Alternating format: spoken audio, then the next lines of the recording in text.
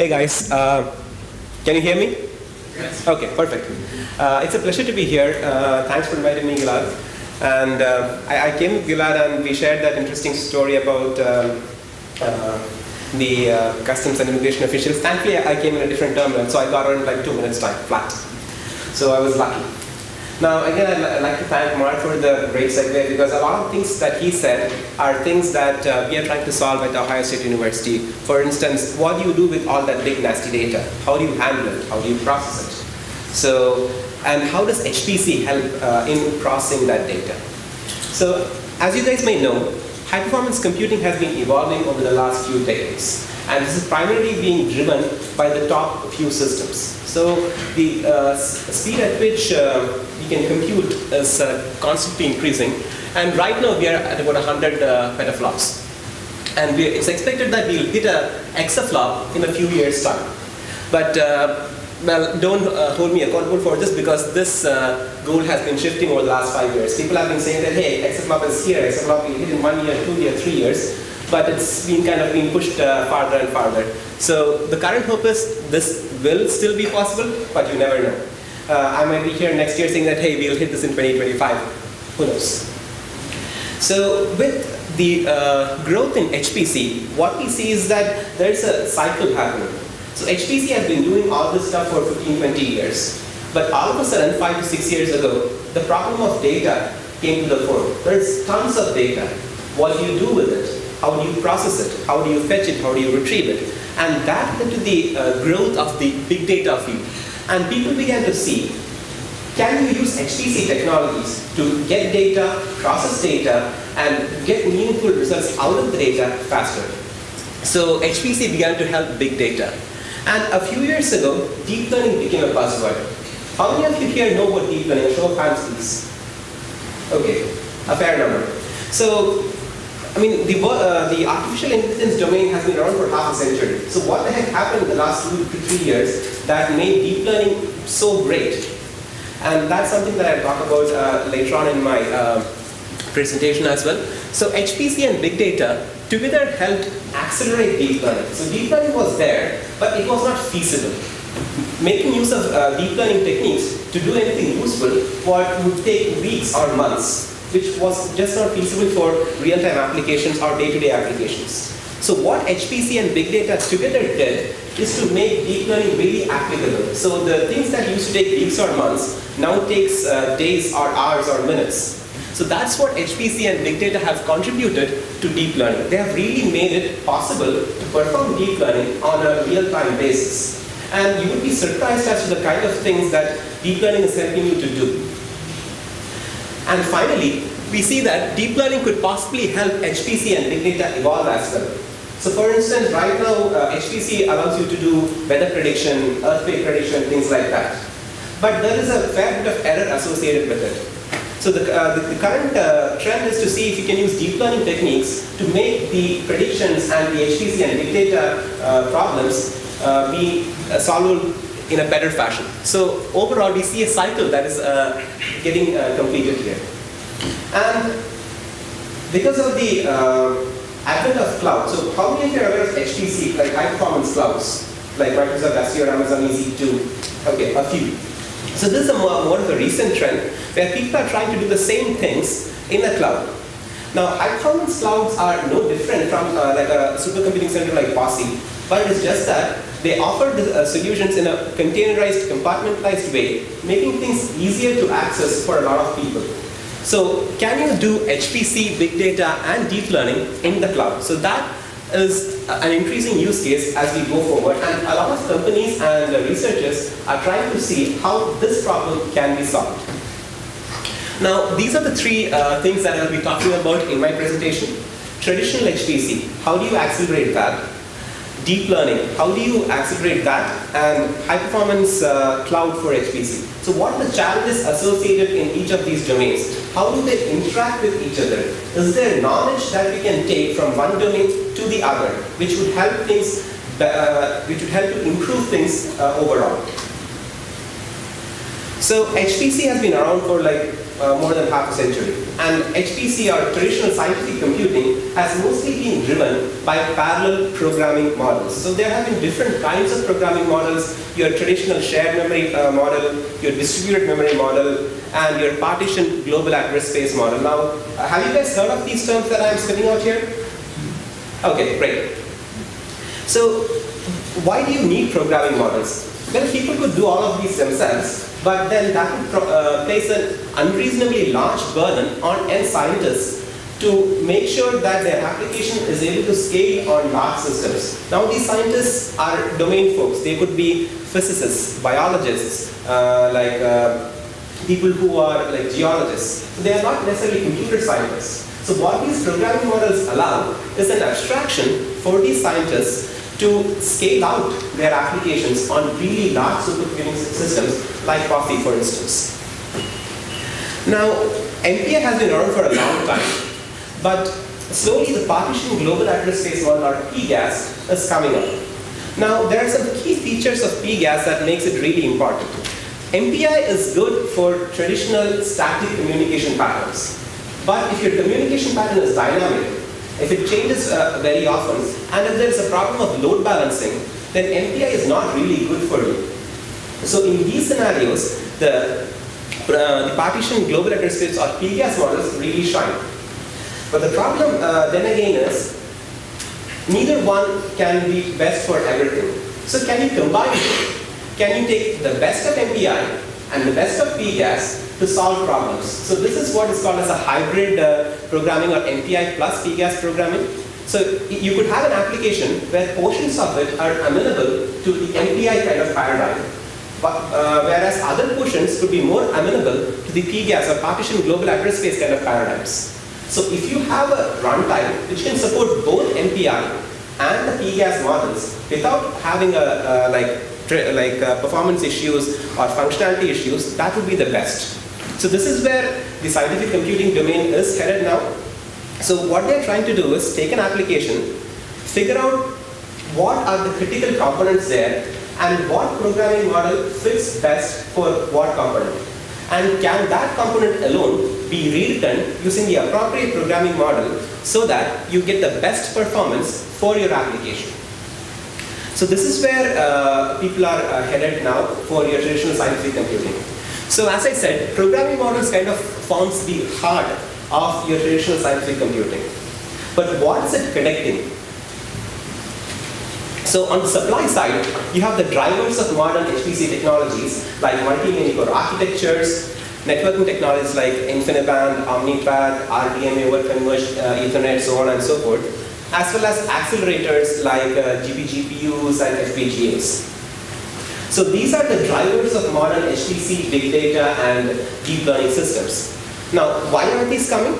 These are basically coming out because there are a lot of requirements from applications saying, hey, I want to get better like matrix multiplication performance. I want to get better communication performance. I want to get better I/O performance. So their applications are demanding for all of these solutions. And the industry is providing them with all these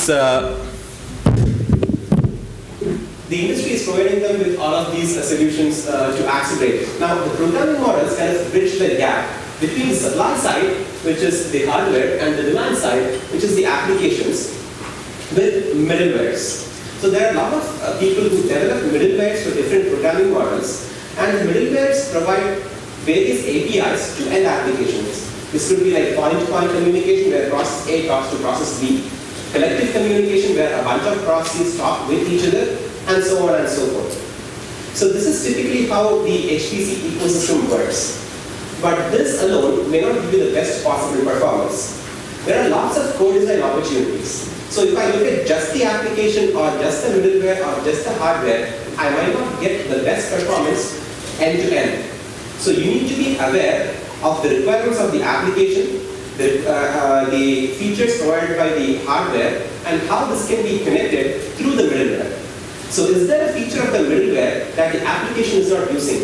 Is there a feature of the hardware that the middleware is not using? And does the application require a different kind of semantic that a middleware provider can do better? So such co-design approaches gives you the benefit to get the best possible performance for your end applications. And we'll highlight some examples of this as well. So this is where people should try to focus their efforts. There are lots of experts in the application domain, the middleware domain, and the hardware domain. But people should talk to each other and see what the other guy wants. Because typically if you look at an application scientist and a middleware, they talk Greek and Latin. They may not understand each other.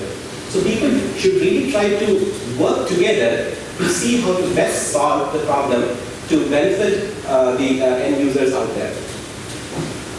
So having said this, what are the broad challenges in designing runtimes for the traditional scientific computing? So the MPI+X, the hybrid programming model. So you need scalability to millions or billions of processes, scalable communication. So once you distribute your program, you need to have a way to communicate really, really fast between various processes. And this should happen in a scalable fashion. Some sort of communications work really well if 10 processes or 20 processes are there. But the same may not work if it's like 100,000 processes. So you need scalable communication. Right now, if you take a look at it, a lot of nodes are becoming very, very fat. 10 years ago, you had like 1 core, 2 cores, 4 cores. But now you have, what, 40, 60, 80 cores on a system. So your intra-node component of your job is very, very critical. You need to look at how to optimize the intra-node communication as well as the inter-node communication. Because if you look at, let's say, the usage of the XC supercomputing resources in the US, you would see that 70% of the users use 1, 2, or 4 node jobs. There's a vast number of users who, even though they are running on really large systems, only use a small subset of the resources to actually run their applications. So intra-node communication is very important and should not be ignored just because you have a 100,000 core system. You also need support for efficient multi-threading, support for accelerators and GPUs and FPGAs, fault tolerance. As systems get larger, the mean time between failure keeps on reducing. So you need to have very good techniques to have scalable fault tolerance methods. You need quality of service, virtualization, and energy. So as we go forward, energy is becoming very, very critical. How do you design runtimes which are aware of energy? So typically what people do is take a black box approach. So when you start the communication, power things down. And when you stop the communication, bring back to the compute, power things back up again.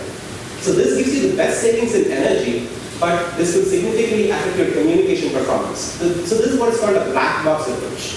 So can you have a white box approach where the runtime intelligently powers down and powers up the CPUs to get the best performance and best energy footprint?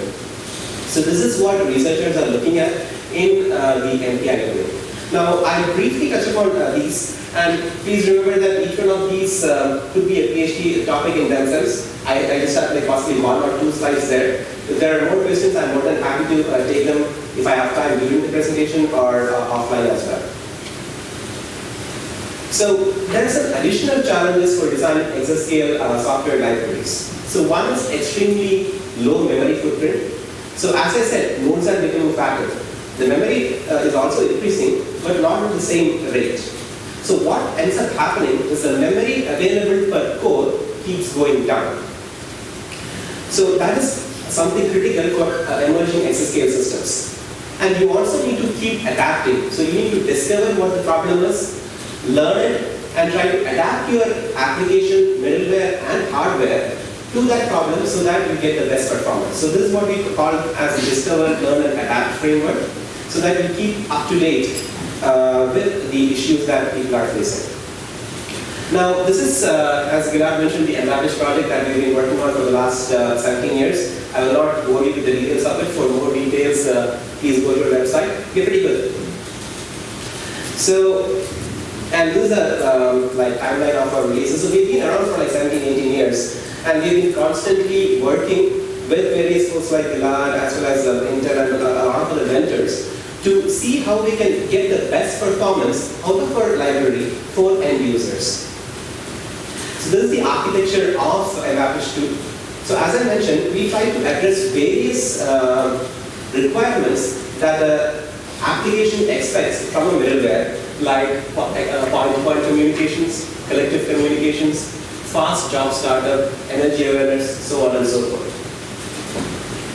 Now, let's go through a few of the challenges being addressed by us. And please note that there are lots of other vendors out there and people out there who do the same work. It's not that it's we alone who do this, but the reason why I'm talking about abstractions, that is what I know of. So I can talk about OpenMPI or Intel MPI or anything like that. But if you come back to me and ask questions, say how this works, I will not have an answer for you because I haven't been working on it. That's the main reason why we are focusing on abstractions. There are a lot of others who do the same things as well. So, as I said, we need scalability to millions and billions of processes, and for that, we need good communication.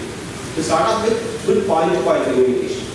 You need to have ability to send and receive data from a node to a remote node with high performance. So that's what we are trying to highlight here, and this is the performance that the MPI library provides across various interconnects.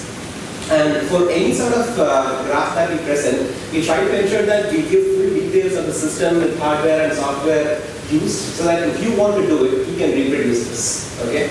So whatever numbers I present, you should be able to reproduce by downloading our software, installing it on the corresponding system, and taking numbers for yourselves. So that is the main goal behind presenting all of these. So this is basic point-to-point latency, A talking to B.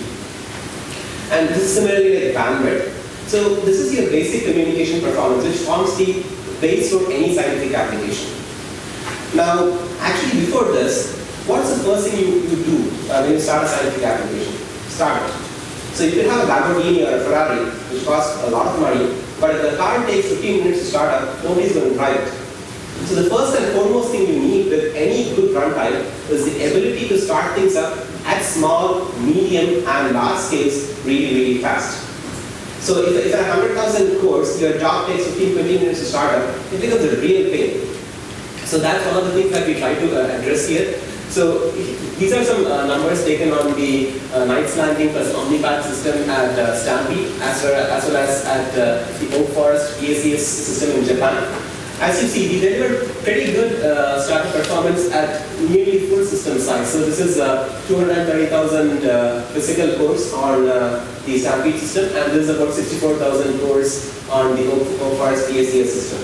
So you need to ensure that you're able to start up the job really, really fast at small as well as at large scales. So the reason why I emphasize on small is because most of the users, as I mentioned earlier, use 1, 2, and 4 node jobs. So that is something that you need to focus on as well. So this portion as well as this portion should be addressed. So your capability users and your capacity users, both of them should be addressed when you propose any solution. So once you have started up your job and you are performing basic point-to-point communication, what is the next thing? So most programming models have what is called as a connective communication, where a lot of processes combine or work together to solve one problem. Okay? So it could be distributing a problem to different processes so that they can do the work, connecting the solution back, things like that.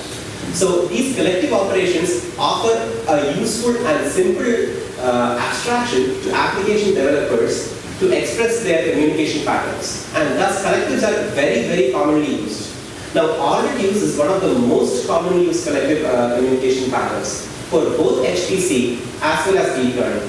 HPC focuses on really small message directions like 4 bytes, 8 bytes, whereas deep learning focuses on really large message directions, several megabytes, like 30, 50, or 100 megabytes. So Allreduce is a really critical communication operation that you need to have good performance for. Now, typically, if you look at it, if the host or if the process becomes involved in any communication, there's a lot of overhead. So can you offload it? And where do you offload it to? I can offload it to a separate process. I can offload it to the NIC, or I can offload it to the switch. And depending on who you offload it to, the kind of performance you get would differ. So host would be really bad because of all the interrupts and things like that. And more importantly than that, the job of the process is to do the compute. So if you look at any scientific application, they exist because they are trying to solve a real scientific problem, which involves number crunching. The communication is just a side side bit of it. I had to do communication because I want to do it faster. So the majority of the time, the application spend should be in number crunching, not in communication. So if the process is progressing communication, then that is time not spent doing compute. So this is one of the main reasons why you should try to offload your communication to somebody else. Who is that somebody? It could be the NIC or the switch. So offloading things to the NIC gives you one level of benefit, but if you take it to the next level, you offload to the switch, then that gives you the next level of benefit. So that's what we are trying to do with the Sharp technology from Mellanox, where we are trying to offload the reduction operation directly to the switch. Now, I don't want to go into the details, but suffice to say that offloading to the switch reduces the number of steps required in the communication significantly. And that is what is leading to these kinds of benefits for end applications.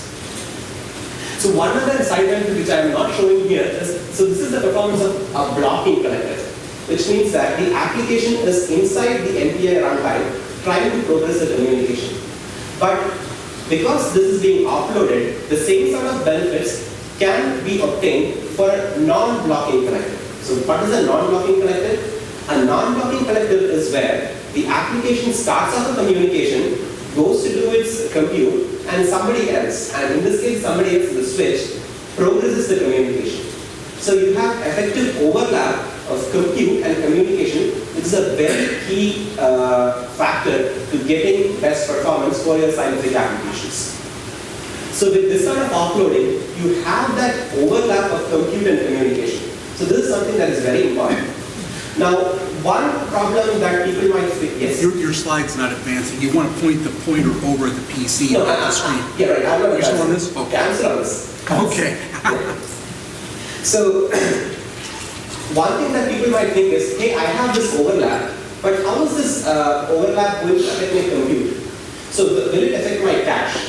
So, my application is performing a lot of compute, and if there's somebody else trying to do the communication at the same time, will that have effect on my cache? So, with this sort of network-based overlap, you don't have any ill effects on the compute as well. So, this is kind of the best of both worlds. So, this is the same performance for like advanced design on the Knight's Landing plus OmniPath systems, and I believe Posse has the OmniPath interconnect if I'm not mistaken. So as I mentioned, the intranode part is very important. So I was focusing on the intranode component, but how about intranode? What can you do to optimize intranode communication? So that's where we have proposed a lot of kernel-based connective optimizations, and this is what you call as the Linux's cross-memory attach feature. How many of you are aware of Linux's cross-memory attach? Okay, so basically it is a kernel-based transfer scheme. So instead of like a typical shared memory copy, so the process copying to a common memory and the target process copying from the common memory back up. So this is your typical intranode communication. So a kernel-based transfer would map the source to the kernel, and the target would directly copy from the source. So in effect, having one copy instead of two copies. Okay. So this is the main difference between a kernel-based single copy scheme versus your traditional shared memory-based two copy scheme. Okay. So as you might imagine, this gives you better performance for large ledgers when there is a lot of data to decopy because you are cutting one mem copy.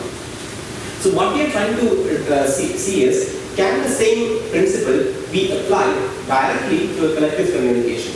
So that's what we are trying to show here. And as you can see, you get pretty good benefits if you have these kernel communication scheme aware collective operations. So this is taking it one step further. So can you have a shared address space paradigm?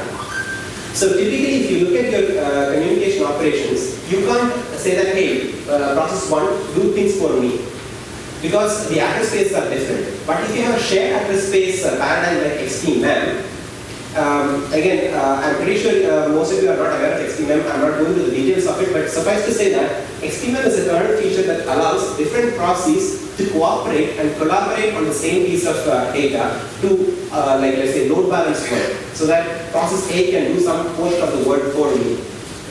So with this, you take it to the next level really, and get very good performance for medium to large message collective operations, where your deep learning kind of applications can really benefit. So that is at the basic host level. Now, as you might know, GPU-based computing is evolving and it's kind of very, very popular right now. So what all are required for efficient GPU-based communication operations? So the first thing is what you call as a CUDA-Aware MPI library. Now, how many of you here are aware of what CUDA-Aware MPI is? Okay. How many of you know what CUDA is? CUDA? Okay, CUDA. Great. So if you look at a typical scientific application, which is using a GPU, how do you transfer data from one GPU to a remote GPU? You would do a CUDA copy from the GPU to the host, send the data to the remote host, and do a CUDA copy from the host back to the GPU. Now this is fairly simple, but the problem is CUDA copy or transferring data from host to device is not that simple. And if you just do a CUDA copy, you might not get the best possible performance. And moreover, the application developer now has to learn a different programming language. So earlier, the application developer only had to worry about MPI. Now they also have to worry about CUDA. So how do you do copy and things like that? So it is not high performance because the application developer may not be using the best path from the GPU to the host and back. And you may be unconvinced, but there are 16 different paths that you can take from the host to the GPU depending on their relative locations. Are they on the same socket? Are they on different sockets? Are they on the same node?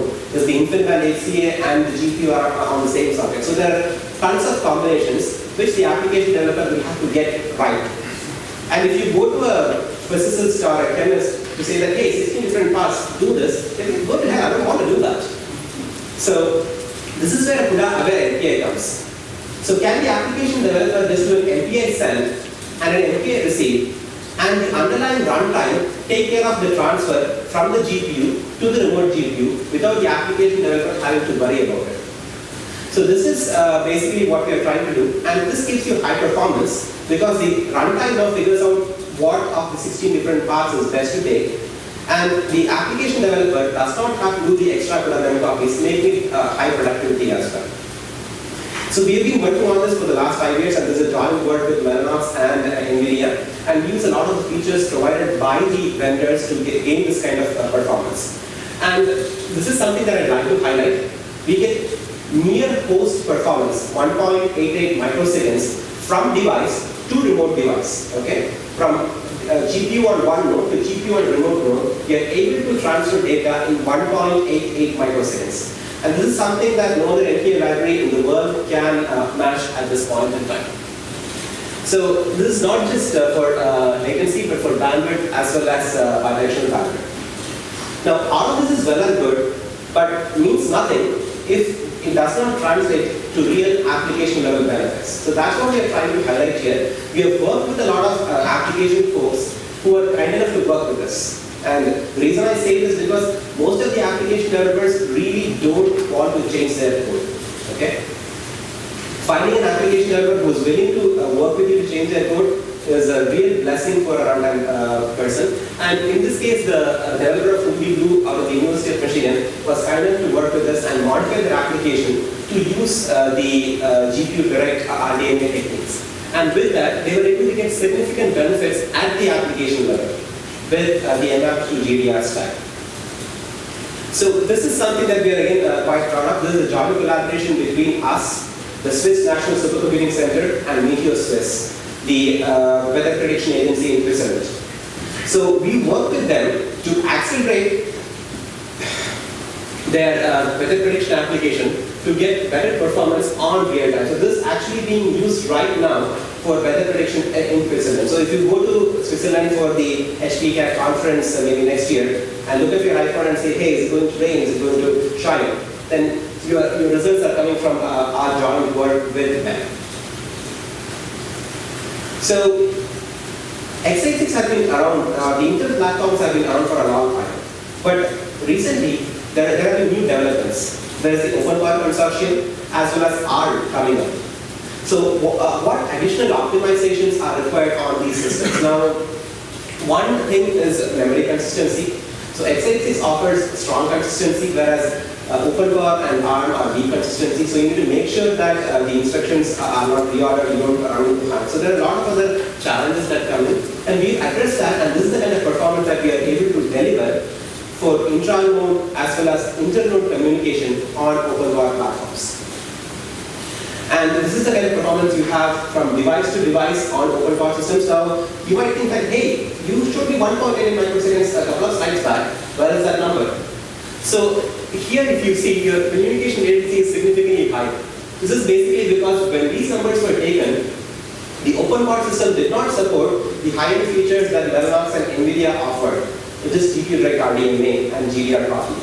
So those are the two features that enabled the runtime that is adapted to GDR to give you those kind of numbers. So right now this support is there, but we have not had a chance to retake these numbers. So with that, the number will kind of go down to the earlier 1.8 microsecond number as well.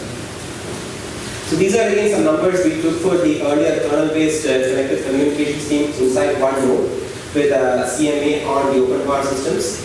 And this is with XQM on open bar. So this was taken on the HPC Advisory Council systems. As Vinod mentioned, please try to use this. David is really fantastic in managing the resources, and if you want to install anything, you can send him an email and he does it very fast. So these numbers were taken on the HPC Advisory Council system with the XQM kernel. So broadly, as you can see, the benefits that you saw with the techniques on x86 is similar to the benefits that you see on open bar as well.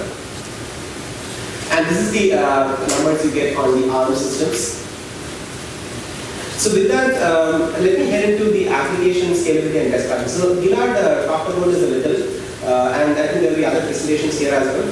So what we are trying to show here is how can you tune MPI+2. Now MPI+2 has like 400 odd like runtime parameters. How the heck, as a user, do you figure out which one of these parameters are best for applications, your applications?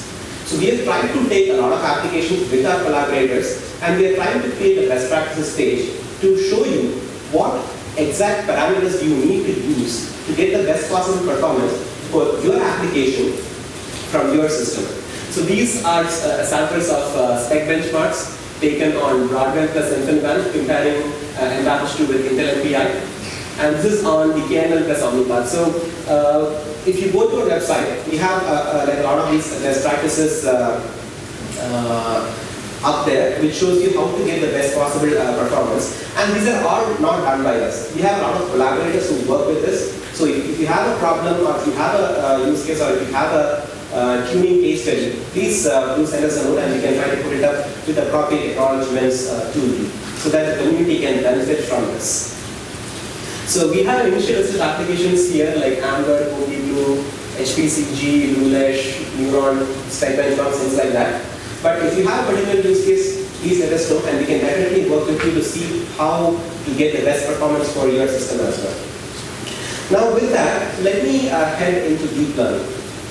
So deep learning itself has been around for quite a while. And what is the heart of deep learning? So if you look at the heart of deep learning, it is what you call as a neural network. So think of the neural network as your brain. So if you have a toddler at home, how do you teach a toddler that a cat is a cat? You would show him 100, like maybe 5 or 6 pictures of a cat and say, hey son, that's a cat. That's also a cat. You know, that's also a cat. But after the 5th or 6th picture, your son or daughter is going to say like, oh I know, that's a cat, right? So how did your son figure it out? That the new picture that he or she sees could be a completely different breed. So the brain has trained itself to figure out what are the features that make a cat. And now it can predict when you present the new picture that it's actually a cat. So training a neural network in a very simple way is like that. So what do you need for it? So in your case, you are telling a child. But for a computer, how do you do that? So there you need a curated data set. So what is a curated data set? It's a data set that says that, hey, there's a cat, there's a dog, there's a desk, there's a chair. So the computer is going to learn from that, extract the features that define a cat, so that it can predict the next time it sees a new image that it's a cat or a dog. Okay? So you need very large data sets, and you need fast access to these data sets. And training is a very compute-intensive and communication-intensive process. So you need high-performance compute devices like GPUs.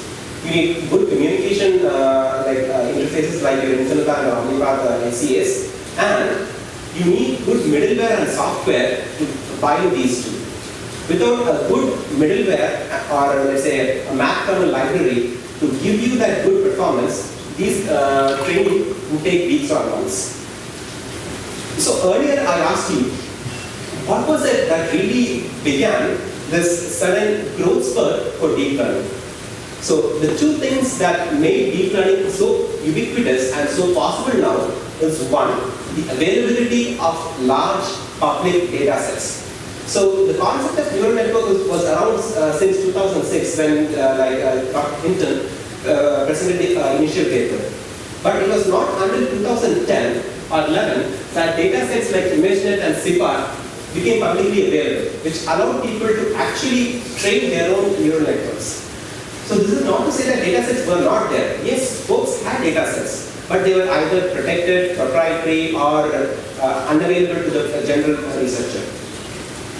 So with that, people started to do training, but it was taking weeks or months. Okay? And the accuracy was not that great.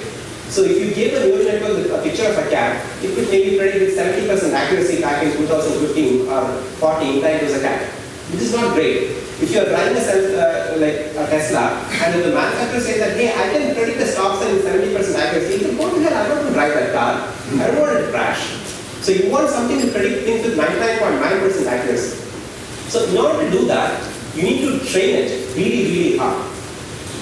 So in order to train really hard, you need a lot of compute power.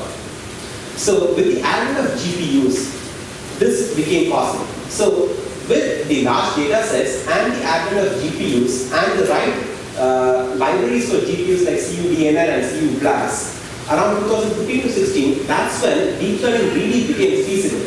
Things that was impossible or used to take weeks or months, I could now do within hours or a few minutes. Okay? Now these are the two things that really made deep learning so ubiquitous and made every single person want to do deep learning. Okay? You know, like Kirsten Stewart, who starred in Twilight, even she has a deep learning paper. Okay? It is that ubiquitous now. I'm sorry that I had to say that, but I did come across it and sounds lovely. So what are the new challenges for deep learning from MPI runtimes? So there are again two factors, scale up and scale out. Given a single node, can you get the best possible performance for your applications on that one node? So that's what is called scale up. And that's what a lot of these libraries like Nickel or CUDA-Aware or MKLDMN are trying to do.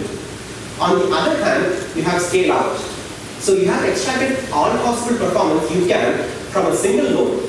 How do I take this to a very large system? How can I do the same thing on 100 GPUs or 1,000 GPUs? So that's where the scale out and the inter-node communication challenges come up. And similarly, for the best performance, you need to have a holistic view. You need to see what the application is doing, you need to see what the runtime is doing, and you need to see if they are actually doing the best. Okay? So this is what at OSC we are trying to solve. So can you do overlap of computation and communication? Can you have effective communication primitives for large message communication? So the reason I say this is because traditionally scientific communication was like a few bytes to a few kilobytes up to maybe like a megabyte. Nobody really talked about or thought about like 10 megabytes, 30 megabytes or 100 megabytes. But deep learning starts at the megabyte range, not at the byte range. So if you look at the amount of data being transferred here, it is 10, 30, 50 or maybe like 100 megabyte of data. So the current communication primitives really need to be rethought from the ground up on how to handle these very, very large messages. Finally, as I mentioned, co-design is critical. So you could have a runtime that provides good overlap of communication and computation, but if the application really does not use the correct primitive, and if it does not have enough computation to overlap with the communication, then it's a waste. The end user is not going to see any benefits. So co-design is very critical. So this is where we are trying to see, analyze all the deep learning frameworks. So this is a typical example of a neural networks where you have different layers and data gets transferred from layer to layer. This is a very simplified view of things. So the communication that typically is involved in deep learning is broadcast. It's typically an Allreduce. So at the end of one step, you want to see what the error is. So different neurons for training, and you want to take that error and propagate it back. That can be achieved in a different way by using a broadcast and the reduction. So again, there are multiple ways to do this, and we are trying to see how best to take care of this. So as I mentioned, like an Allreduce is the critical component, and we are trying to see how we can optimize the Allreduce in the GPU context. The reason why I bring GPUs here is because right now, as things stand, GPU is kind of ubiquitous in the deep learning world. They have a real big lead, like NVIDIA has a real big lead, and they have invested so much to accelerate their systems for deep learning applications that they are being very, very heavily used for almost all deep learning applications. So we are trying to see how we can accelerate Allreduce for your GPU-enabled applications, and we are trying to compare with various solutions like Baidu Allreduce and OpenMPI, and as you can see, we get pretty good performance compared to both. This is comparing GDR to Nickel 2. How many of you are familiar with Nickel or Nickel 2? Show of hands. So to summarize, Nickel is like a programming model, or let's say a programming interface from NVIDIA for broadcast, reduce, and Allreduce. That's about it. Okay. So NVIDIA says that if you use Nickel, you get very good communication performance, but it is only meant for the large message range. But if you look at the applications, they don't only do large message. They do small message, medium message, and large message. So again, you need a holistic view of your communication, and that's where we are, what we are trying to show here. So with GDR, you get pretty good performance benefits for the small, medium, as well as your large message range over Nickel 2. So again, that is the point-to-point corrective microbenchmark range. Nobody cares about that. If I cannot translate that to end application performance, who cares? I can say as much as I want. So in this slide, we are trying to show how the Harvard solution from Uber is based on TensorFlow and MPI. We are able to accelerate that using our GPU direct or CUDA-Aware solutions. So this is something that we have proposed from the Ohio State University. It's a co-design approach between the CAFE deep learning framework and the Allreduce GDR stack. So because we are doing co-design, and we have done this with CAFE as well as CMDK, we are able to significantly scale out the solution. So we are able to scale out CAFE to 116 nodes. So that's close to 20 like compute nodes right there. So that's on the performance side. So how do you address the productivity challenge? So just like I mentioned, you had CUDA-Aware MPI, which gave you good productivity for scientific applications. We are trying to see if we can provide the same sort of productivity for deep learning applications. So what we are trying to do here is, we are trying to see if we can improve the productivity while getting better performance. Now, people are always greedy. If you give them something which can do X performance, they are trying to see, can I get more than X? So with that, what typically ends up happening is, you have these deep learning models which are really, really large. Of course, there is a reason for them to be large because you get better accuracy with that. But conversely, the problem is they don't fit in the memory of the GPU. If they don't fit in the memory of the GPU, how do you actually train them? So what you do is you take them by chunks.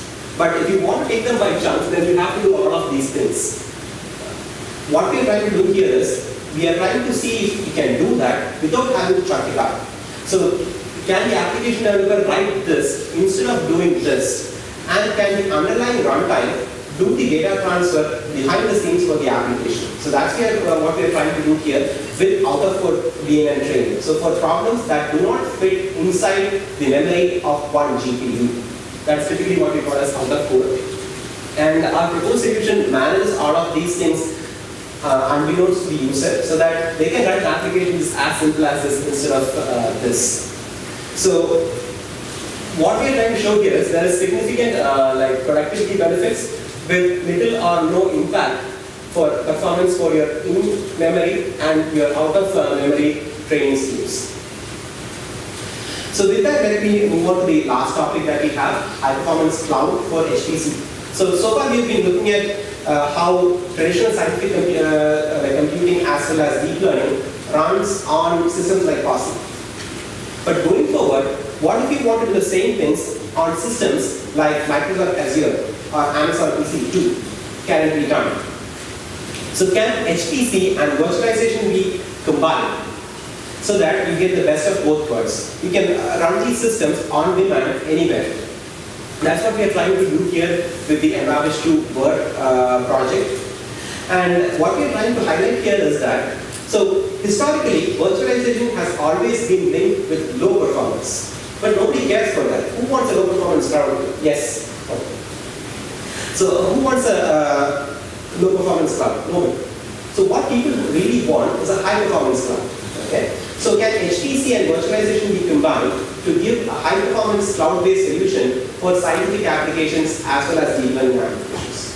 So that's what we are trying to show here. So with our solution, you are able to run end applications with very little performance overhead on virtualized clusters. So the solution works on different kind of virtualization techniques like singularity or like container. So this is the kind of performance benefits you get with the CUDA-Aware MPI on a containerized system. So with this, I come to the end of my talk, and let me briefly mention our plans for Exascale as well. So these are some of the things that we are planning for getting better scalability for next generation systems. And some of these features are upcoming, as I mentioned, and will be available in future Allreduce releases. These are final acknowledgements. But as Gilad mentioned, I would like to have personal acknowledgement. So Dr. Panda, I, and the other senior members of the group go to a lot of places and deliver these talks, but this is actually a body of work built over the last 17 years, done by a lot of these PhD, master students, programmers, data scientists and all. So we'd like to publicly acknowledge their work, and without them we would really not be here. And thank you, that's the end of my talk.